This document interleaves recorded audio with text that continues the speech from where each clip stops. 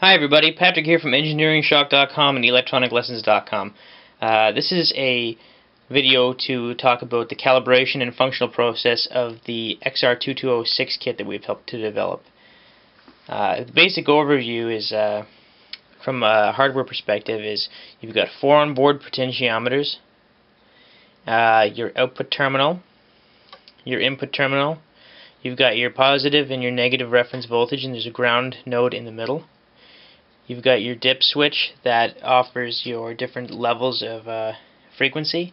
So right now it's set for lowest level of frequency, and there's 4 different levels that is talked about in the document that is found on our eBay store and on our website at engineeringshock.com.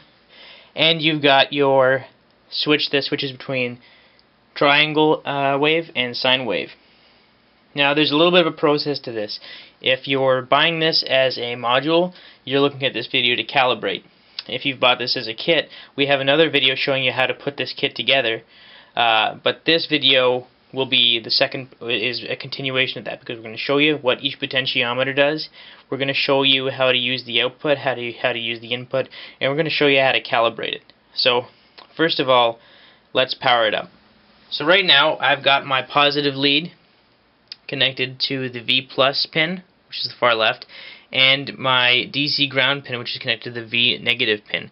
Now this is actually going to create a positive and negative voltage reference, so we can actually get a real sine wave and triangle wave from the output.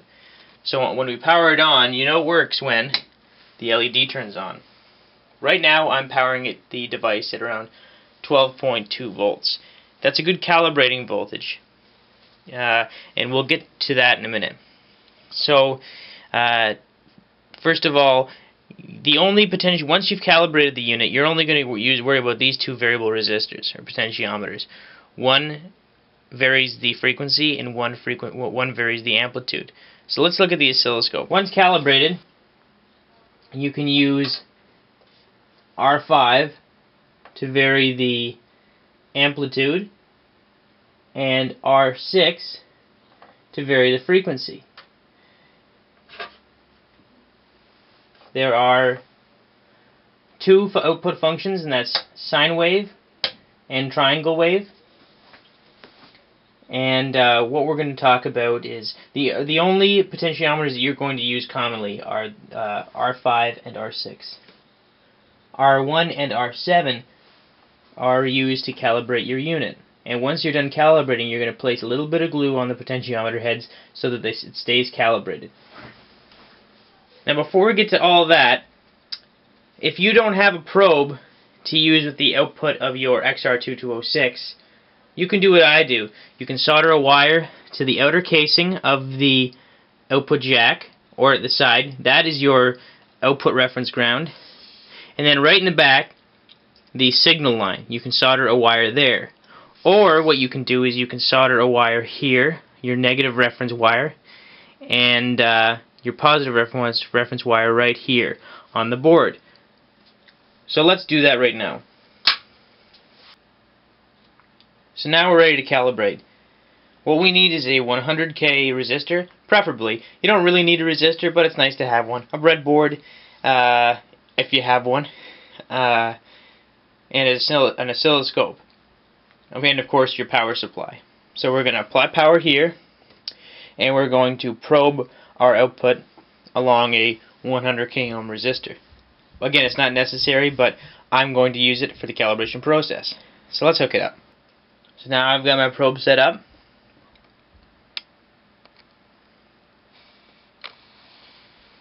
To my XR2206, and I've got my power supply connected to my DC power supply.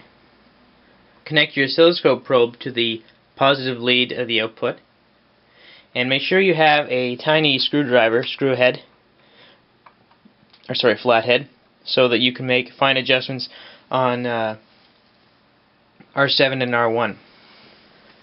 When you power up your device for the first time,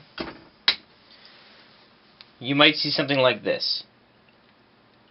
Now the switch, the toggler switch that switches between triangle and sine wave, is facing down right now, and that's supposed to be triangle, but that's not a very good triangle wave. And if we flip it up, That's certainly not a very good sine wave.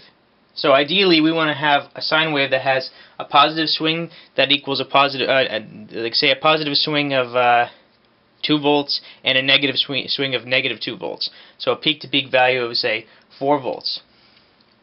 For example. So what you want to do is, first things first, let's actually find our sine wave. Play with R7, one of our onboard calibration potentiometers. That you'll notice that sets an offset. We're going to get to that in just a minute. Now, play with R1 until we find the sine wave. Oh, there we go. Now you can actually shape your sine wave. You turn R7 all the way right, or rather R1 all the way right, and it'll start looking like a triangle wave. Start turning it left, and you can form your nice sine wave. So now, what you can do is you can start messing with the offset. But before we actually do that, before we set our offset, once you're happy with your sine wave, switch back to triangle wave. It doesn't look like a triangle wave anymore right now. So let's turn our amplitude down using R5, and we'll switch back to sine. And just to get a nice time per division here, I'll switch my oscilloscope, and I will switch my amplitude, up the amplitude. So here's where we want to get a positive swing that equals the negative swing. My ground line is right on the middle here. So right now I've got more of a negative swing than I do positive swing. So I'm going to have to mess with R7. Turn R7 right to bring the offset down, which is not what we want. We want to bring R7 up. So what helps you here is actually the amplitude adjustment. You set the amplitude to match your second division, positive division line. Pardon the triggering on my oscilloscope. And you can bring the amplitude, the positive amplitude, up to say 2 volts, and then you can set the offset to match the negative. So right now we've got just about 4 volts peak to peak. 2 volts positive and 2 volts negative. It's a nice looking sine wave, and of course we got to bring our amplitude down to get our triangle wave, not saturated. Now when the triangle wave becomes a flat top and flat bottom, it means that it's being saturated. So if you want a nice triangle wave, you got to adjust the amplitude. There's your sine wave. There is your triangle wave. Now once you're completely happy with that, glue down R7 and R1 so that they don't move. So again, just for reference, triangle wave, switch down, sine wave, switch up, amplitude of the output signal, frequency adjustment, find a frequency adjustment,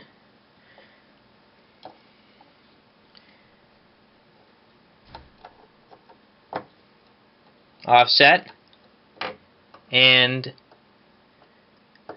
the shape of your sine wave. Now, this dip switch right here will give you the frequency ranges, and they're connected to these capacitors here.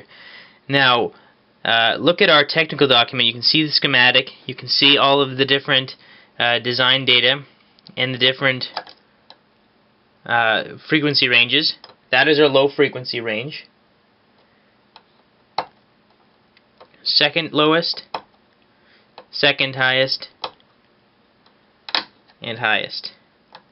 But you can reach some extremely high ranges if you leave all of them off. Now, you flip them into on position. There is an on indicator where my screwdriver is.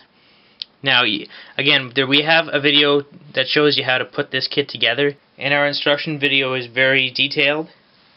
So don't hesitate to ask us any questions. On the listing, you should be able to find the technical data, the data sheet link, and both our calibration video and our assembly video. So if you have any questions, please don't hesitate to ask. Thanks for watching.